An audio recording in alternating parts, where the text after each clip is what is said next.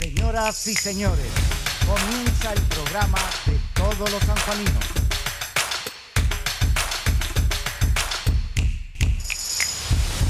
Buenas noches a todos. Estamos en La Ventana, en vivo y en directo en los estudios de Telesol. Buenas noches, Patricia. Muy buenas noches, Juanca.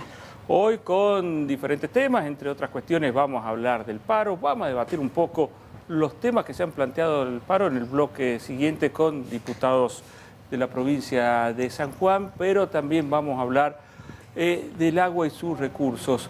Vamos con la presentación de las noticias. Dentro de las informaciones, Patricia, una tiene que ver con el paro. Quizás el paro del transporte es el que hizo más notar que hoy en varios sectores no hubo actividad. Exactamente, porque el 90%, de acuerdo a lo que manifestó la Cámara de Comercio, los locales se abrieron, pero al no haber el transporte público de pasajeros, el movimiento, el desplazamiento de la gente fue menor. Esto se pudo ver en los diferentes locales comerciales, como así también en los diferentes establecimientos que congrega la Administración Pública Provincial. Al no haber actividad bancaria, también el centro se vio casi desierto y esto de los colectivos, la gente que pudo se movilizó y nadie gastó porque decían, entre un taxi y un remis, que algunos funcionaron, realmente era un costo mayor. Motivo por el cual casi, digamos, la ciudad quedó desierta por algunas horas. Me llamó la atención que en Mendoza, la Dirección General de Escuelas de la provincia de Mendoza dijo que hubo clases en el 98% de las escuelas. Sí, aquí en la provincia no, algunos los establecimientos escolares estuvieron abiertos, pero solamente fueron las personas que vivían en las inmediaciones. Es más, a los docentes, como así también el personal y los alumnos que vivían a más de 50 kilómetros de distancia, les queda justificada la falta, porque no tienen en qué desplazarse. Se supone que cada directivo sabe con qué medios llega el docente o el personal a las escuelas, como así también dónde vive. Así que no hay mayores problemas en aquellas personas que no fueron hoy. Yo conozco varios que no tienen ni siquiera tarjeta SUBE y ellos van en ómnibus. Hoy. Sí, viste la Bullrich lo que le pasó. Quiso usar la SUBE hoy día y no tenía crédito. Claro, ella se subió a uno de los colectivos de la línea que anduvo en la ciudad de Buenos Aires. Cuando quiso pasarlo le dijeron, no, saldo 0 pesos. Claro, hay que cargarla, señora. Parece que no sabe la metodología. Patricia, dentro de las informaciones hay un caso que ha impactado mucho en San Juan, que es este asesinato de parte de un chico de 15 años, inimputable más allá de su enfermedad mental por la edad. Pero el juez Toro ha empezado con algunas medidas. ¿Cuáles son?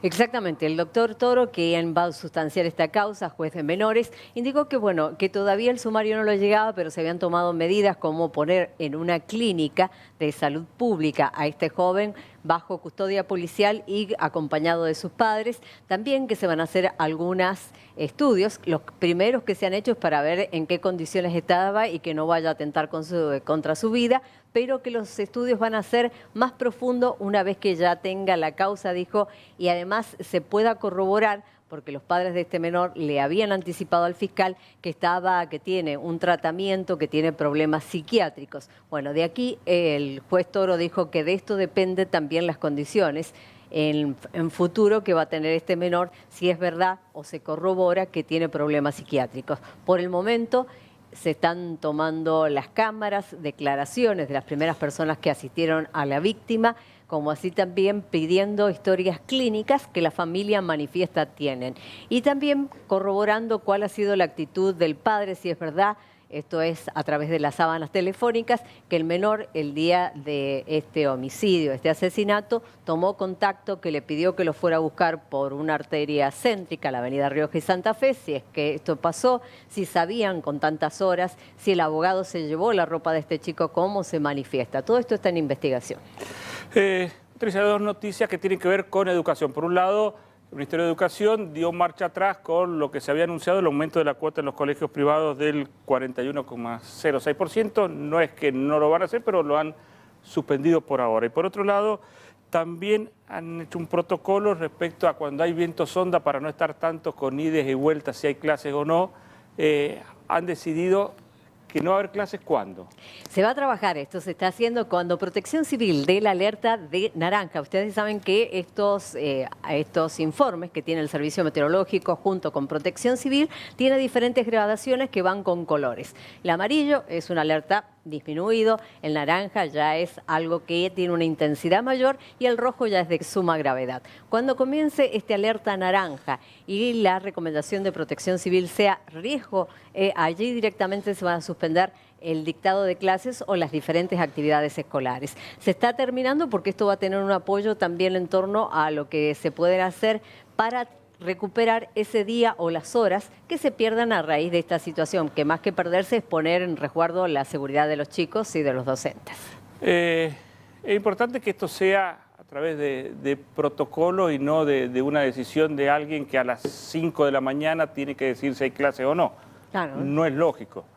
No, y aparte, por ejemplo, ahí... Es decir, para una ministra que No, no es que siempre sabe, se hace no es con- especialista en esto, Claro. y tener que decir a las 5 o 6 de la mañana si hay clase o no, tiene Es que que decirlo más nunca, o Defensa sea, Civil. esto se hace así. Una vez que tienes el alerta, Protección Civil decide. Y ahí le dice, mire, esta es la situación. Usted es la autoridad máxima, tienen que determinar. Pero siempre se hace bajo la instrucción de Protección Civil.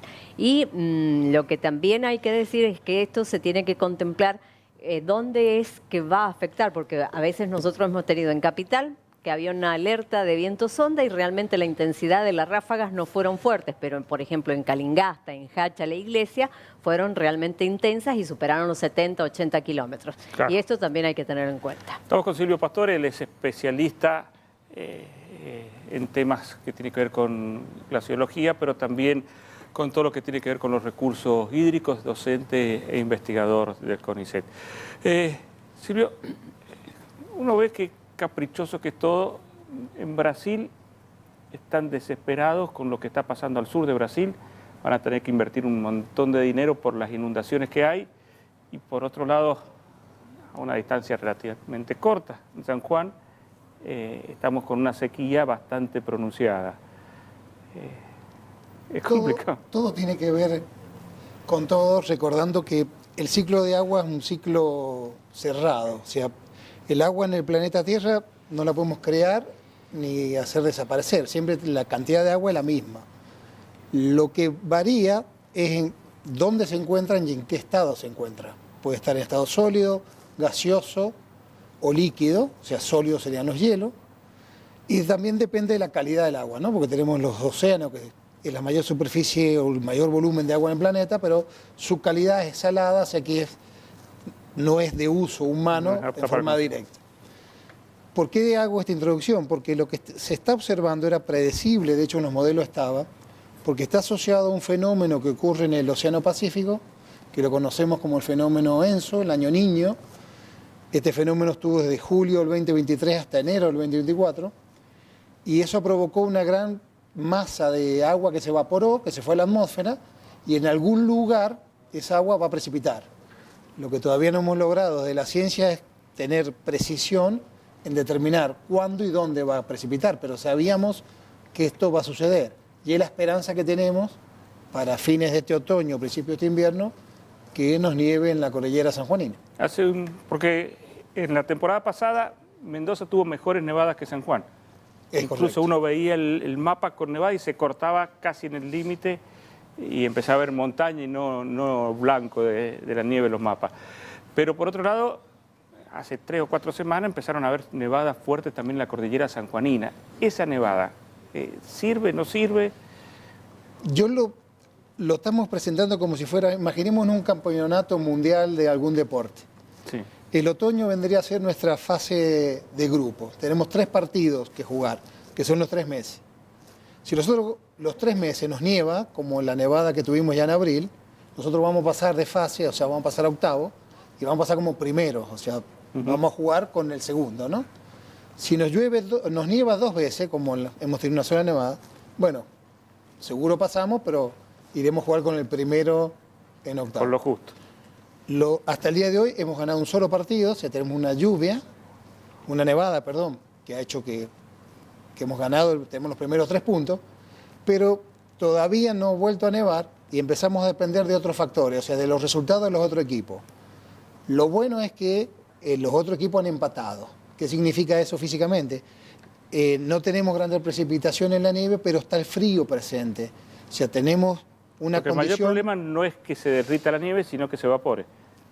En realidad si se derrita, hay dos a fenómenos. los acuíferos. Hay dos fenómenos, uno poco estudiado, que es que se sublima. Hay un fenómeno muy propio de los Andes áridos ¿Qué es lo que y se los sublima? Andes centrales, que cuando la nieve precipita y las condiciones de presión, temperatura más viento, hace que la nieve que está en estado sólido pase directamente al estado gaseoso sin convertirse en agua previamente. Ese salto de fase se llama sublimación. Entonces, es muy importante en la cordillera de San Juan.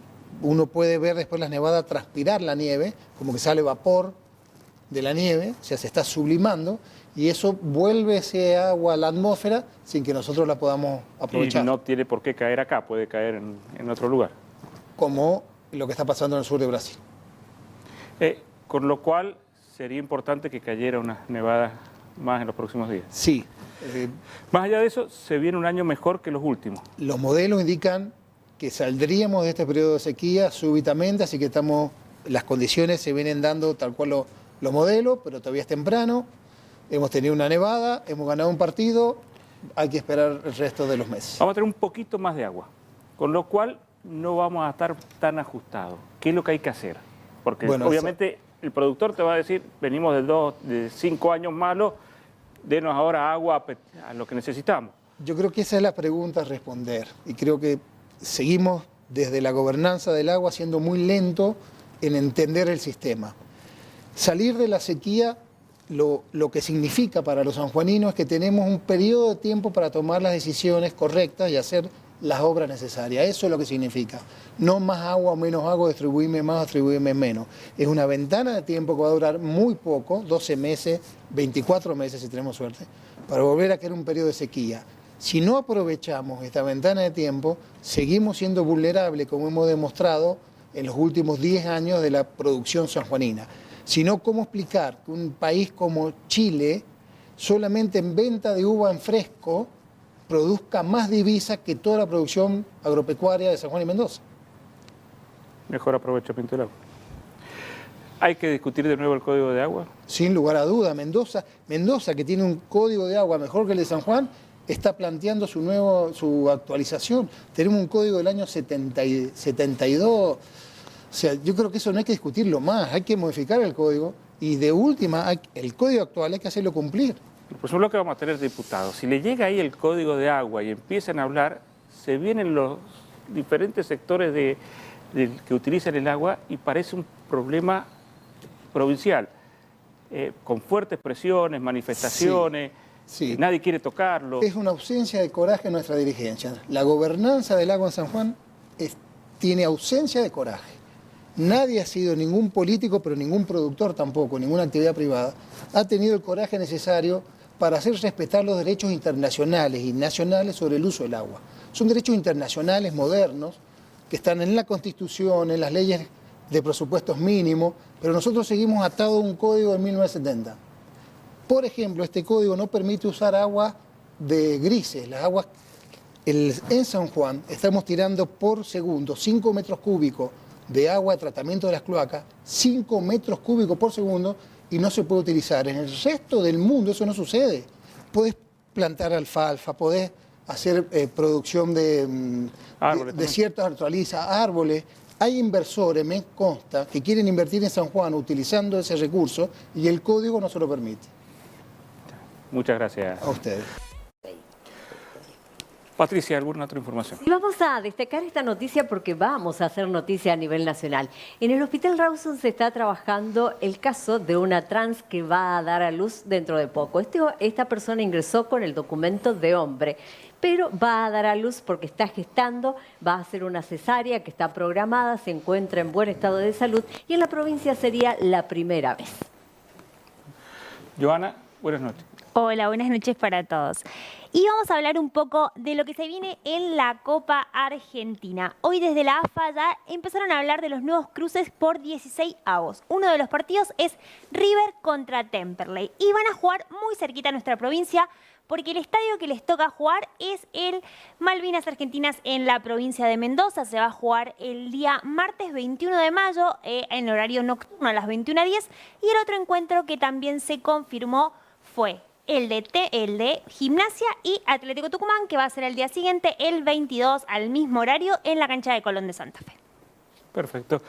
Patricia, ¿por qué no nos presentás los diputados que nos acompañan en este bloque? Se encuentran esta noche con nosotros Marisa López, diputada, Franco Aranda, también legislador, Fernando Patinela y Gustavo Usín. Bueno, Marisa viene dentro de lo que es el justicialismo, pero del sector ñac. Franco, si bien entró se eligió generalista, su referencia a nivel nacional es Massa. Fernando Patinela es de La Libertad Avanza, oficialismo, pero a nivel nacional. Gustavo Usín, si bien está con Actuar, está dentro de lo que es el Frente Provincial de Marcelo Orrego. Lo primero, ¿qué reflexión pueden hacer del día de hoy?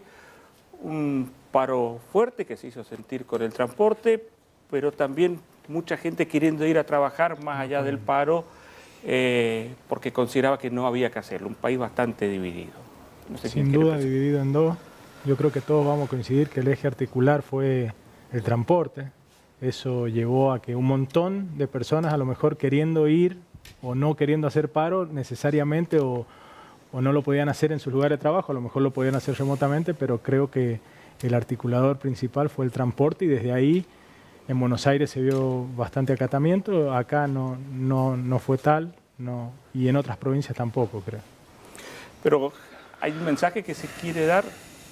Un país dividido en dos, creo, el mensaje que estamos leyendo, en donde un gobierno nacional propone acertadamente un diálogo para aprobar la ley de base. Está avanzando mucho en el consenso y en el diálogo, se ha visto en diputados, intenta hacerlo en el Senado, y creo que eso ha provocado una división que no tiene ningún sentido, digamos, estratégico en lo que estamos buscando, en generar esperanza, en generar buen clima hacia afuera, hacia inversores, pero claramente se ve un país dividido en dos, con dos visiones distintas, y creo que la ley de base es quien divide estas aguas, ¿no?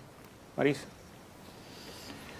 No, yo creo que el paro es una manifestación de una situación de ajuste que definitivamente no fue como lo que se prometió en su momento, que era contra la casta, o salvo que entendamos que la casta es los trabajadores y los que menos tienen. Creo que es la manera, que también lo establece la Constitución, de poder manifestarse. Podemos coincidir o no, que si fueron muchos, fueron pocos. Digo, hoy escuchaba en los distintos medios como datos opuestos. Digo, aquel que dice que hay un alto acatamiento y aquel que dice que hay un bajo acatamiento al paro. Lo importante es pensar que esta política de ajuste ha ajustado justamente al sector trabajador. La caída en la industria, la caída en la construcción del 40 y pico %, en la industria del 20 y pico %, la cantidad de despidos, reflejan lo que está ajustando, la necesidad y un plan y una decisión, decisiones económicas que nada tuvieron que ver con lo que me parece que le ofreció a la ciudadanía allá en la elección. Así que, bueno, estamos siempre atentos a lo que está pasando, muy preocupados, porque entendemos que es una política que no es inclusiva, que está perjudicando a muchos sectores, que nos va a costar mucho recuperar. Fernando, ¿se podía hacer un ajuste gradual? Yo creo que lo que se planteaba acá era la necesidad. En definitiva, lo que se está haciendo es de reordenar y priorizar la aplicación de los fondos públicos del Estado, que creo que era una situación de desorden sumamente importante. Creo que lo que hemos visto hoy día ha sido en realidad la efectividad por parte del gremio de transporte, que una vez más logra tornar cautiva a la población en términos de lograr y garantizar el acatamiento del paro. Creo que ha sido dispar, y creo que esto lo que hace en realidad, y lo que se terminan valiendo, es de confundir lo que son los privilegios o las cuestiones vinculadas a los gremios o gremiales con los derechos del trabajador. Yo creo que desde este gobierno estamos conscientes que el esfuerzo es sumamente grande, que se está realizando en forma pareja, y que hay sectores que hay que atender, por supuesto que sí, porque este reordenamiento, después la distorsión que hay, va a llevar un tiempo y es sumamente complicado. Franco. Bueno, yo coincido con Gustavo en que vemos otra vez la grieta, en eso coincido con él, pero también coincido con Marisa en que este paro no tiene solamente que ver con una cuestión de disputas de poder, sino que tiene que ver con un reclamo legítimo de mucha gente que se siente ajustada cuando votó una cosa y hoy está resultando otra. Hoy, bueno, lo he visto hoy, no sé si salió hoy o ayer, estaban las informaciones del INDEC respecto a la caída de la industria, medida interanualmente, ha caído un 21,3%. La caída de la industria implica muchos puestos de trabajo, mucha producción. Entonces yo veo con preocupación esta caída de la industria, veo con preocupación el retraso que hay en el tipo de cambio, aunque lo nieguen. Me parece que en algún momento lo van a tener que ajustar y eso va a generar más inflación, que creo yo que es el único cable de esperanza del que está agarrado la gente. Con lo cual veo yo hoy que no hay un plan de estabilidad económica y esto empieza a generar incertidumbre y a mí me preocupa el tema del cepo. Yo creo que cada vez se están haciendo más amigos del cepo porque para salir del cepo necesitan 15.000 millones de dólares y hoy no hay de dónde sacarlo. Me dirán del fondo, son 15.000 millones de libre disponibilidad. Me dirán del fondo, yo no creo que el fondo les vaya a prestar tanto dinero. Menos aún, porque la última vez que prestó el fondo 45.000 millones de libre disponibilidad, ese dinero se fugó y el ministro era el mismo ministro que es ahora.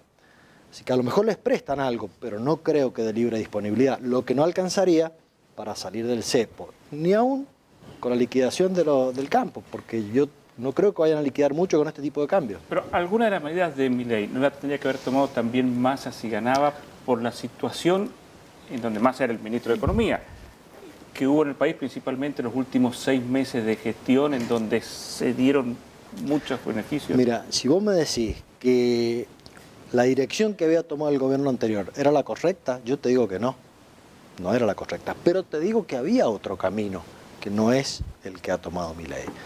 Yo, por ejemplo, en el tema de la ley de bases, vos me decís, hay cosas que coincidí, yo creo que generar seguridad jurídica a largo plazo es importante.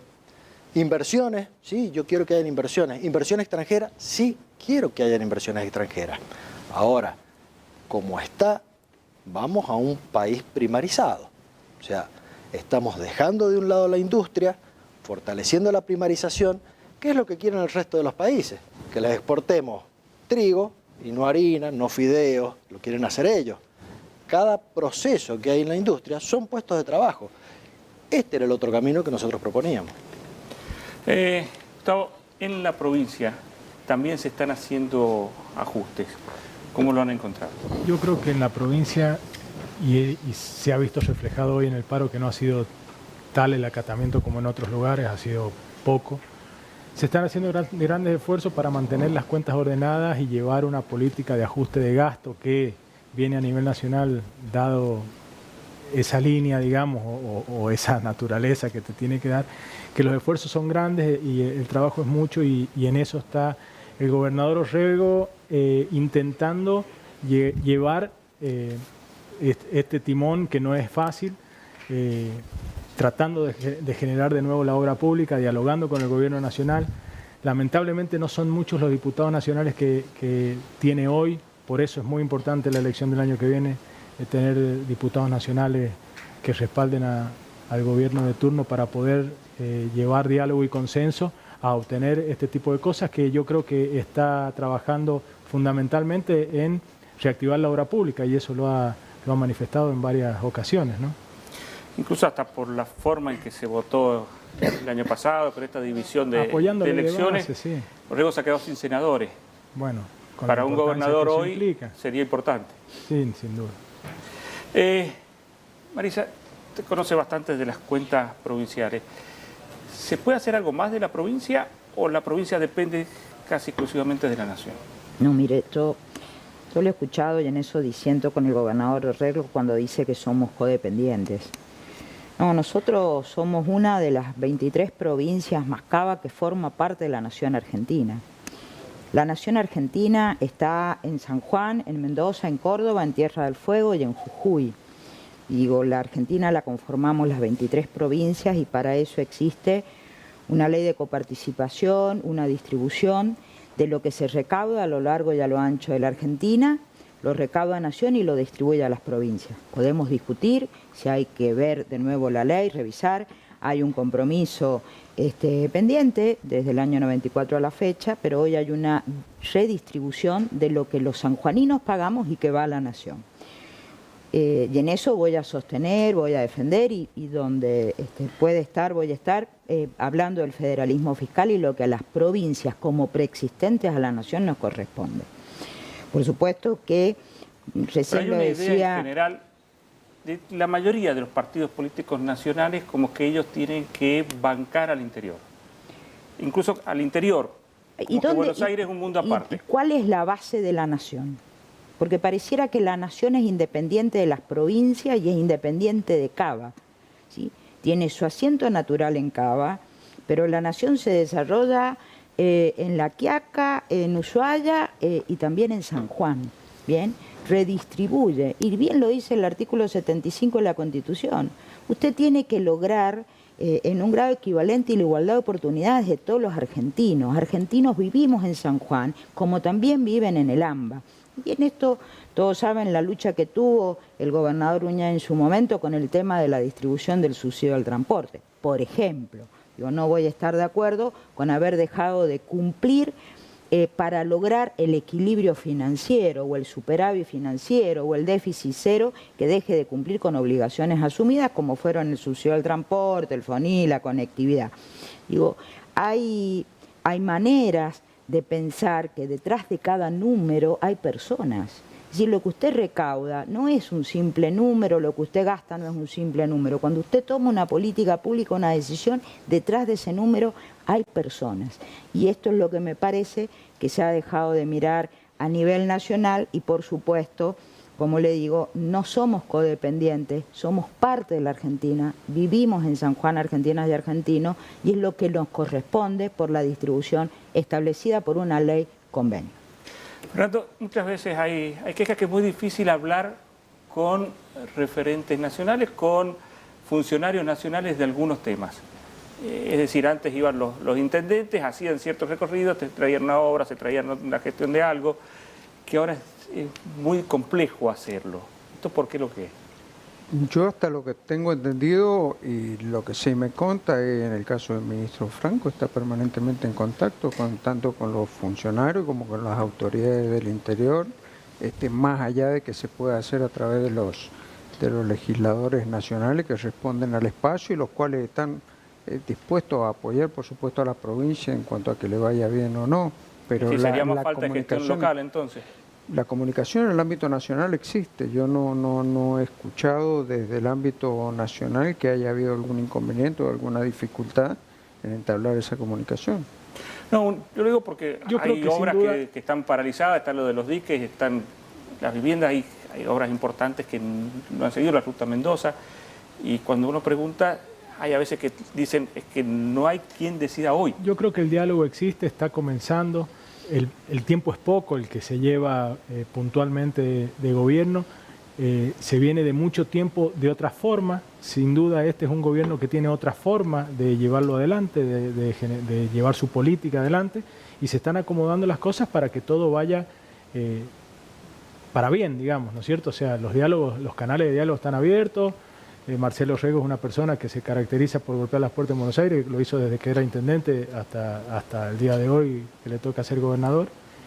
Y yo creo que poco a poco, tampoco soy ciego, ¿no es cierto?, que poco a poco se van dando las cosas para que todo empiece a surgir y las esperanzas de la gente no van a ser en vano, y las esperanzas existen y se ven reflejadas en cualquier estudio que uno lee o ve.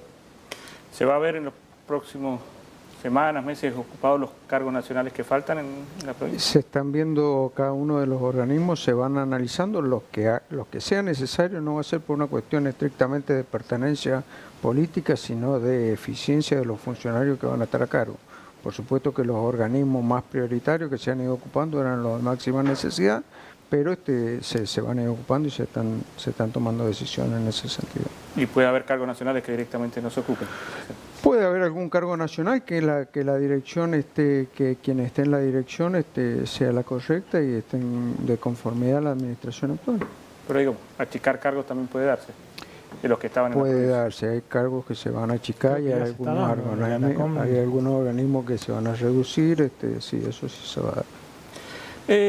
Franco, dentro de la estructura del justicialismo también se están ordenando. Hasta ahora estaban bastante callados. Empezó Cristina Fernández a hablar, pero también empezó a hablar Massa. ¿Qué es lo que puede pasar en el peronismo a nivel nacional? Mira, es difícil saberlo, qué es lo que puede pasar. Yo sí creo que hay que esperar, porque después de perder una elección hay que darle un tiempo de reacomodamiento a la oposición. Está pasando a nivel nacional, está pasando también a nivel provincial con el PJ, y me parece que ese reacomodamiento a nivel nacional tiene más que ver con el PJ que con el peronismo. Porque, por ejemplo, el Frente Renovador, que si bien es de orientación peronista, pero no está dentro del PJ, tiene todo absolutamente ordenado. Fue el Congreso Nacional, se eligieron las autoridades, hubo una gran renovación de autoridades, con designaciones totalmente federal y con absoluta paridad de género. En donde además en San Juan tenemos la suerte de estar representando también las máximas autoridades nacionales. Pero bueno, yo eso lo veo ordenado. Lo que no veo ordenado todavía es el PJ y creo que hay que darle tiempo. ¿Por qué no está ordenado, Peronismo? Perdón, no ha habido un congreso el día sábado. Usted sabe muy bien que se han prorrogado los mandatos de las autoridades hasta 150 días. Y creería que durante el mes de agosto van a haber elecciones a nivel local. A nivel nacional he leído una noticia simplemente de que posiblemente estén convocando para empezar a trabajar en el llamado a elecciones. Entiendo que se debe cumplir con lo que establecen las cartas orgánicas. Esto es prórroga de mandatos, y si no hay prórroga de mandatos, las elecciones pertinentes, seguramente de cara a las elecciones del año que viene. Recién hablaba Silvio Pastore de la necesidad, por ejemplo, de discutir el Código de Aguas. También se está hablando de la necesidad de cambios en las cuestiones electorales. ¿Va a haber esos debates en la Cámara de Diputados? Porque hasta ahora, han empezado ahora en abril, pero están tratando más temas del Ejecutivo que propios de la Cámara. ¿Se van a plantear esos debates o no? Yo creo que esos debates están en la Cámara, a lo mejor no están en el recinto, pero en la Cámara no hay nadie que no esté preocupado por la crisis hídrica y no hay nadie que no esté dispuesto, yo creo, a rever por lo menos el sistema electoral, ¿no es cierto? Todos estamos medianamente de acuerdo de que esos son temas que se hablan, no estarán puestos en el recinto con carácter legislativo, pero sí está dado esto. O sea, al invitado que tuviste recién lo hemos escuchado en un montón de veces, en un montón de charlas, en un montón de situaciones. Pero, por ejemplo, hay proyectos como, por ejemplo, acceso a la información pública. Y es una deuda pendiente, ¿no? Que mientras más avanzado hay, siempre hay alguien que lo para. Pero no de ahora, de muchos años. ¿Esto es así? Y desde el año 2016 se presentó, creo, el primer proyecto de materia de información pública y nunca se le dio tratamiento. Actualmente el único proyecto que tiene estado parlamentario es por parte de el bloquismo, que es lisa y llanamente una adhesión a la ley nacional, que particularmente no estoy de acuerdo. Creo que tenemos que analizarlo en el contexto de la provincia, y en el bloque que yo represento estamos trabajando para ver la posibilidad de presentar una propuesta. Yo creo que es prioritario, creo que la situación del país hoy día amerita más diálogo y transparencia con todo lo que respecta a los fondos públicos. Creo que es lo que de alguna forma ha detonado esta situación y este cambio, el evidenciar que hay gastos que de alguna forma no han sido claros en su manejo, y esta es una herramienta fundamental, por supuesto.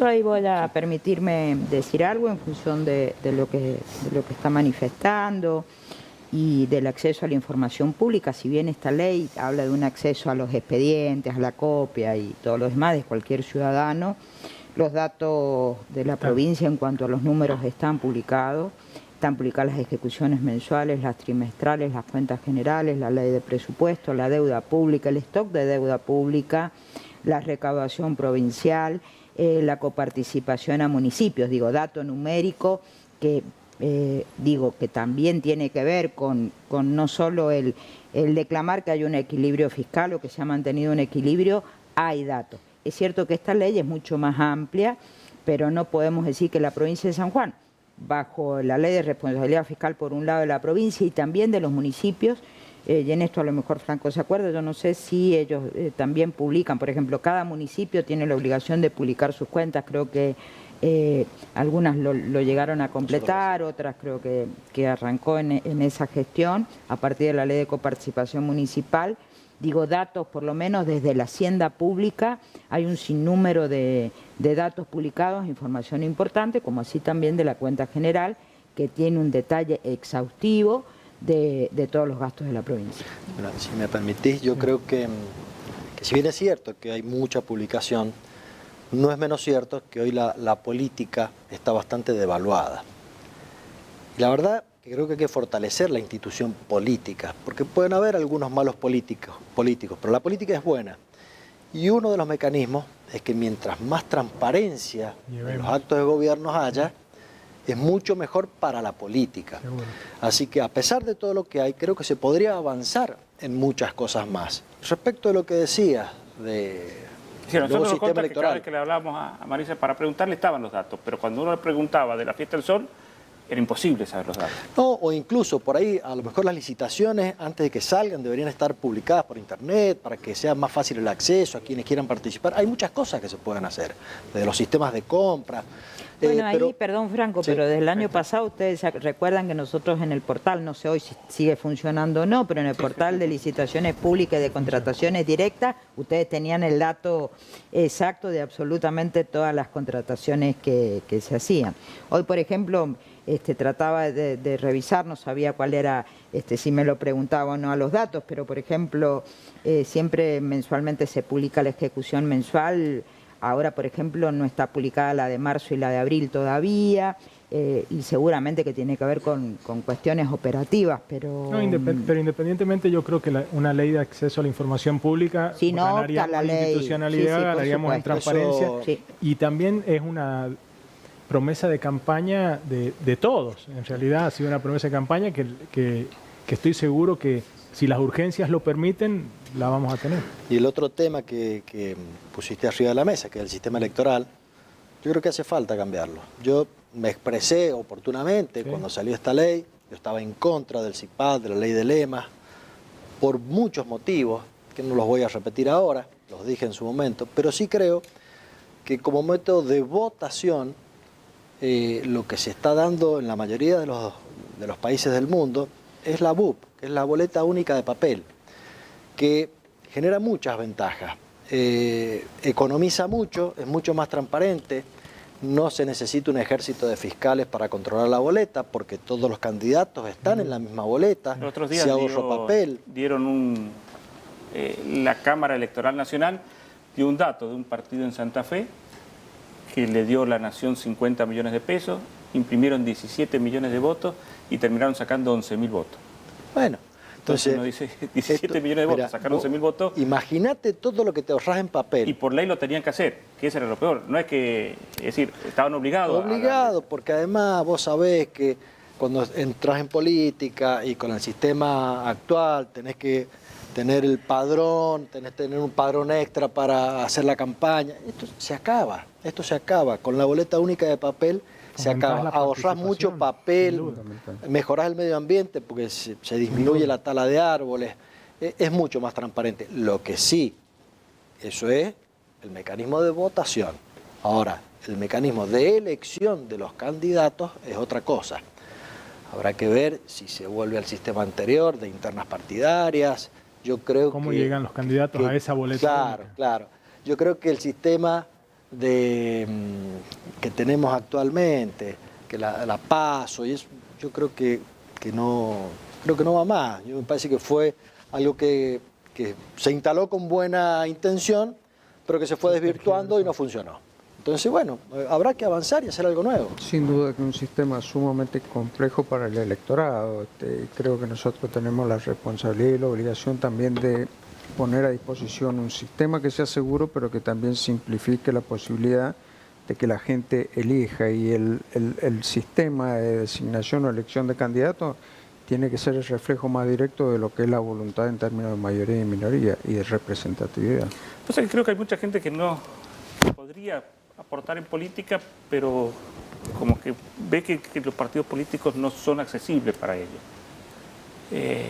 Por una cuestión de las candidaturas, que sería difícil poder acceder. Ahora, pero el sistema democrático que tenemos en la Argentina tiene su alma en los partidos políticos. Claro. Entonces, por eso cuando yo digo que hay que mejorar las instituciones políticas, es para que más gente se sume a la política, participen, porque creo que hoy en día no es fácil ser político. Alguien que se dedica a la política y se empieza a instalar, al otro día ya tiene en la frente el rótulo de ladrón, de corrupto. Y me parece que esas son, y no es todo así, como no todos los periodistas son ensobrados, como dice Milei, no todos los políticos, y hablo de todos los partidos, son malas personas o son corruptos o son ladrones. Entonces, más allá de eso, la institución política en Argentina es fuerte.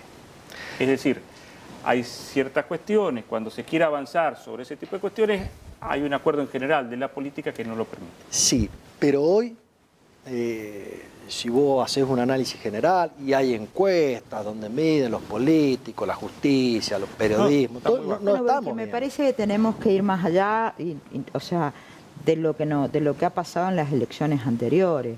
Digo, si nosotros terminamos de entender que la base de la democracia la constituye la política, es el principio, el principal motor para luego poder ejercer la democracia. Habida cuenta de lo que ha pasado con la elección de Milei, creo que quien ha desvirtuado y está desvirtuando gran parte de todas las instituciones ha sido él, con muchas veces avasallamiento y maltrato, destrato que hemos visto reflejado ante el Senado, ante los diputados. Digo, no es fácil, le ha pasado hasta una diputada sanjuanina de Juntos por el Cambio. Entonces, creo que nosotros también debemos pensar en dirigentes que abracen la democracia, porque lo que uno percibe en el día a día y es lo que hace que muchas veces te pongan ese rótulo, que estaba hablando Franco recién, tiene que ver con lo que los medios de comunicación transmiten del propio presidente y cómo nos trata el propio presidente. Yo pregunto, bueno, ¿está en contra de la democracia o a favor de la democracia? Lo hace a través de sus propias redes sociales. Sí. Pero en este sentido yo creo que es lo que está faltando, me parece un poco de sentido común en esto de que más allá de las campañas, más allá de la diferencia política, nos tiene que comulgar un objetivo en común y tiene que ser que precisamente estamos trabajando en beneficio, en el caso nuestro de los sanjuaninos y de la provincia de San Juan. Yo lo que veo con esta última elección nacional que tenemos una oposición que parece no haber tomado cuenta de lo que fue el resultado de la elección y el proyecto que se votó. Y hoy día vemos las dificultades en la votación, en lo que tiene que ver con la ley base, que se ponen obstáculos y te diría que chicanas en términos de convocatoria, trabajar en las sesiones y todo esto. Me da la impresión de que han continuado en campaña y que siguen disputando el poder y no están respetando los términos democráticos en la elección de un nuevo gobierno. Y esto es fundamental. Perfecto. Muchas gracias por... Muchas gracias a vos por la invitación. Patricia, ¿hay otra noticia? Sí, vamos a destacar que a raíz de una auditoría, las autoridades del Registro Civil van a realizar una presentación para una investigación debido a unos fondos que llegaron a la provincia desde febrero a octubre del año pasado que no están rendidos. Estos serían para la documentación, es decir, el DNI, el pasaporte express. Dicen que hay un gran desfasaje entre lo que se presume que llegó y lo que se utilizó, motivo por el cual van a radicar una denuncia para que se dé cuenta las autoridades anteriores qué se hizo con este dinero. Joana, la última. Sí, cada vez que nos acercamos más a los Juegos Olímpicos aparecen nuevas noticias. Y ahora tiene que ver con las camas en las cuales van a dormir los atletas. En los Juegos Olímpicos pasados en Tokio se utilizaron unas camas que estaban hechas de cartón. Obviamente es un cartón bastante resistente, de hecho resiste hasta 200 kilos y dijeron que se iban a volver a usar estas mismas camas ya que después pasan a un proceso de reciclaje. Lo que llama la atención en los títulos es que les llaman las camas antisexo, porque no podrían obviamente ejercer mucho movimiento ni aguantar mucho peso. La realidad es que estas camas van a ser recicladas y además tienen una app para que los almohadones cada atleta pueda poner su peso, su altura y así se va a ir amoldando para que tengan un descanso placentero. Ya llegó la llama olímpica a Francia. Sí. Ahora va a recorrer todo Francia. Estamos con el doctor Gustavo Alcalá. Gustavo, los otros días, en el programa de Longobardi, en radio, el doctor Claudio Sin dijo que había aumentado muchísimo los casos de celiaquía, que incluso dice hace 40 años nadie escuchaba hablar en general, ahora es muy común. Primero le echó la culpa a todo lo que tenía que ver los productos que se le echaban al trigo. Después se desdijo porque se ve que le llamaron Bayer y otros más para decirlo, y dice que es porque va cambiando la semilla y las producciones. Tiene que ver con la genética y que hace que esté mucho más concentrada algunos tipos de cuestiones del trigo y que produce que el cuerpo lo rechace más. Hay un médico italiano que hace un análisis histórico y hace mucho más que 40 años que se escuchaba hablar de la enfermedad celíaca. Él lo divide en 4 etapas. Antes de 1964, Fito Páez tenía 1 año, había un celíaco cada 5.000 y eran los que tenían síntomas típicos y tenían materia fecal con grasa. Y era lo único que se diagnosticaba, pero en el 64 aparecen los anticuerpos contra el gluten y pasa de 1 cada 5.000 a 1 cada 500. Porque no es que había más enfermos, sino que estaban más ahora detectados. se los podía diagnosticar. Se interpretaba mal, era como una especie de, si el gluten fuera un mecanismo infeccioso, se instalaba en el intestino y generaba una reacción, la de esos anticuerpos, una infección crónica por gluten, si le quiere decir. 1973, el tío Cámpora y Perón al poder, se descubren los anticuerpos antiendomicio, no hace falta que nos inventemos, que nos aprendamos el nombre, pero ahora es autoinmune. ¿Qué significa eso? El problema no es el gluten, sino que yo hago anticuerpos contra mis propias células que tienen una sustancia que se parece a la del gluten. Y ahí pasaron de 1 cada 250 o cada 500 a 1 cada 100, que es la actual. O sea que desde 1973 a la actualidad los números no se han modificado tanto. Y ya no es en el intestino el problema, ahora es una enfermedad sistémica, en cualquier lado del organismo donde estos anticuerpos puedan atacar una célula propia. Y ahí aparecieron con estos nuevos métodos diagnósticos los atípicos, no tienen los síntomas clásicos, y los asintomáticos. Tienen enfermedad celíaca, pero no tienen síntomas todavía. El diagnóstico se puede hacer a cualquier edad, que es lo otro que cambia. Y de 3 biopsias que se hacían en los 60, ahora hace falta una sola. Ya tenían la endoscopía y no hacía falta una segunda o tercera biopsia a medida que avanzaba la dieta. Lo mismo hay examen de laboratorio que ya permite detectar la intolerancia. Esos anticuerpos antiendomicio ahora ya quedaron, no son los mejores. 1997 lo matan a cabezas y aparecen los anticuerpos actuales, antitransglutaminasa, si lo queremos aprender, y el autoantígeno. El tema es que se tiene que reunir los factores genéticos con la exposición al gluten y en cierto momento hago anticuerpos contra mi propio cuerpo. 2011 lo matan a Bin Laden y ahí aparece la intolerancia al gluten. Resulta que no tengo anticuerpos, mi intestino no tiene ningún cambio y sin embargo, cuando hago la dieta libre de gluten me mejoro. Y si me exponen otra vez al gluten, me empeoro. Eso tiene un alto grado de subjetividad. ¿Cómo es el futuro o el presente en algunos países desarrollados? El diagnóstico molecular, genético. Se fijan si mis genes tienen esa posibilidad o no. Porque ahora se abre... Pero digamos, la intolerancia al gluten es real, digamos. Claro, pero se abre un gran inconveniente subjetivo ahí. Porque confían en lo que yo digo. Si me sentía mal y desde que hago la dieta con gluten me siento mejor, estoy diagnosticado. Entonces... Perdón, se decía que, por ejemplo, te podías tener, se declaraba a cualquier edad porque había algún shock, un cambio que hacía que esto se despertara. ¿Eso es real? Bueno, han encontrado que en esos latentes tienen los genes, han estado expuestos al gluten y en algún momento el sistema inmunitario de los anticuerpos se equivoca, empieza a funcionar mal y puede tener el 20%, se diagnostica después de los 60 años. Hay gente que pasa a 10 metros de un pan y ya se siente mal. Hay gente que puede incluso hasta tolerarlo de cierta forma y no es tan grave. ¿Esto es por qué? Claro, hay muchas variantes porque han mejorado 3 cosas. Hay más conocimiento de parte del público y de los médicos. Hay una comprensión distinta. Entonces, personas que no consultaban por síntomas que pensaban que era su mala digestión, ahora consultan y se diagnostican. Y hay mejores pruebas diagnósticas. Pero hay algo que puede tener que ver con lo que Claudio Zin quiso decir. Tal vez no de la manera más feliz.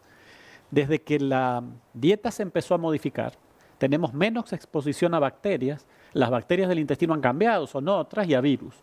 Y eso parece que ha facilitado que haya más casos. Como que venimos diseñados para una flora intestinal de la época de los Beatles.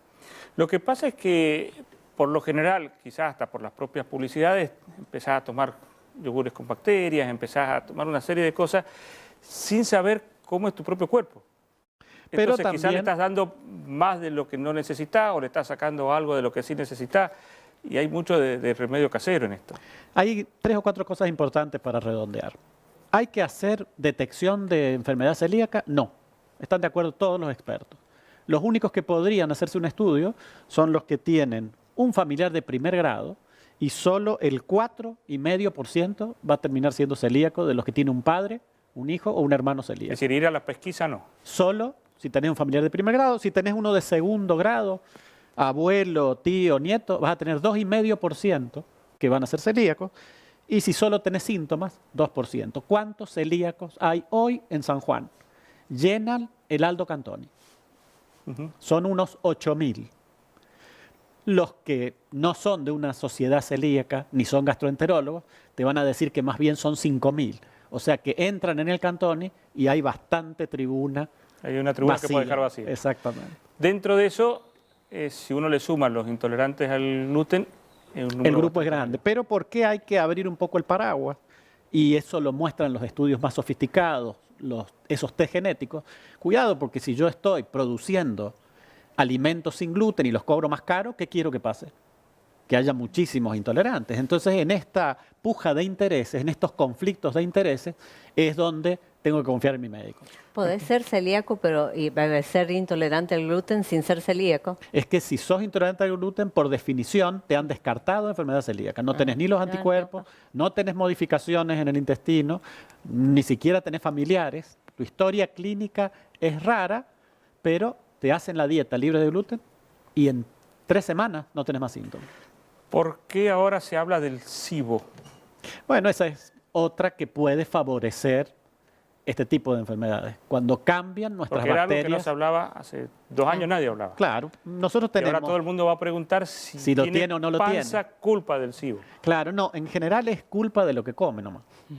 Estamos buscando excusas. Por ahí la distensión abdominal, los síntomas que podrían ser celíacos, son nada más de la guarangada de almuerzo, merienda y cena. Entonces, fíjate los porcentajes.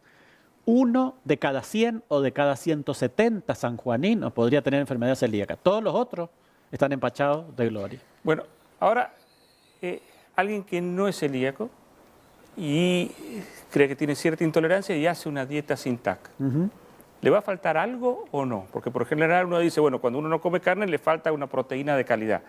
En el caso de que deje de lado el trigo, la avena, sí, la cebada es y una centeno. Muy buena pregunta. No es fácil hacer una dieta celíaca o para enfermedad celíaca y mantenerse sano. Es bien difícil, tenés que estar asesorado por una nutricionista o un médico especialista en nutrición. ¿Pero qué es lo que sepa. aporta que necesita el cuerpo? Y hay ciertas vitaminas, aparecen anemias. No conviene sacar nada. Lo que pasa es que en realidad nosotros nos hemos salido de la verdulería y de la frutería y hemos ido a esos, vos lo decías fuera de cámara, esas leches larga vida que te duran 1 año. Sí. Algo deben tener adentro, porque la que sin estar en la heladera, 1 año. Exactamente, en una alacena. Puede estar a rayo del sol sin problema. Entonces, es bien difícil hacer las dietas que restringen algo, porque por ahí te van a llevar a consumir cosas que no te hacen falta. Entonces, no te conviene hacer la dieta para celíaco porque sí. no es un buen consejo para nadie. Y lo otro importante es eso, es cuando hay una publicidad, cuando aparece el día, vos entras en la Organización Mundial de la Salud, no dicen nada del día de la enfermedad celíaca. Pero todos dicen que la Organización Mundial de la Salud lo puso el 5 de mayo, el 8 de abril, el 14 de agosto. Entonces, no tenemos que estar festejando tantos días. Tenemos que preguntarnos eso. ¿Cuántos sanjuaninos sufren esta enfermedad? Y si con el tratamiento han mejorado o no, y si tienen acceso a los métodos diagnósticos modernos, para no quedarnos en el 64, en el 73 o en el 2011. Lo que sí, una dieta en donde uno le baje los hidratos de carbono, sea trigo, sea cebada, o sea de alguna de las otras formas, no viene mal. Bueno, aquí hay un problema con las calorías. Y hay otra cosa que no tenemos que dejar que la enfermedad celíaca tape el bosque. Cuidado porque hay intestino irritable, divertículos, hay muchas variantes. Entonces tampoco va a salir en el diario una solución que a los gastroenterólogos les lleva 4 años aprender. Entonces se está sobresimplificando. Se pone de moda una dieta y resulta que todos tienen una o 2 enfermedades. Y cuesta bastante hacer un interrogatorio de los síntomas y descartar las otras enfermedades, muchas de ellas más comunes. Podés llenar el estadio del Bicentenario. Bueno, por último, Gustavo, hablábamos a principio de semana que 2 investigadores publicaron, le hicieron una nota en la revista Time, en donde piden que el azúcar sea declarado como el cigarrillo. Es decir, que en los paquetes de azúcar empiecen a haber octógonos negros muy grandes diciendo todo lo que produce, e incluso comparaban que es 8 veces más adictivo que la cocaína. La cuestión es que no tiene tan mala prensa el azúcar y todas las formas en que consumimos azúcar. Sí, más adictiva que la cocaína no es, más adictiva que el cigarrillo y el alcohol no es, pero viene cuarta. Entonces es probable que haya muy poca advertencia para la cantidad de enfermedades que el azúcar produce y que la mayoría de los sanjuaninos está consumiendo más azúcar que la recomendada. Pero demonizarla me parece mucho. Estoy completamente de acuerdo que las advertencias son muy pocas, demasiado pocas. Porque aparte el azúcar no es el que uno le puede echar y entonces dice, no, yo con edulcorante ya está. Es el azúcar agregado. Por todos lados está. Exactamente. ¿Vos has visto un frasco de dulce con alguna advertencia? O las gaseosas. Una gaseosa en España dice que no es para los niños porque tiene cafeína. Entonces allá le sacan la cafeína, en otros países le sacan el azúcar, si le siguen sacando cosas va a quedar agua. Las gaseosas son un problema. El mate es un problema en Argentina. ¿Cuántas cucharadas de azúcar le ponemos al mate? Y no van a venir los investigadores norteamericanos a decir lo que está pasando con la obesidad en muchas provincias argentinas. Así que en lo que toda la sociedad científica está de acuerdo, el azúcar es un enemigo del que poco se habla. Gracias, Gustavo.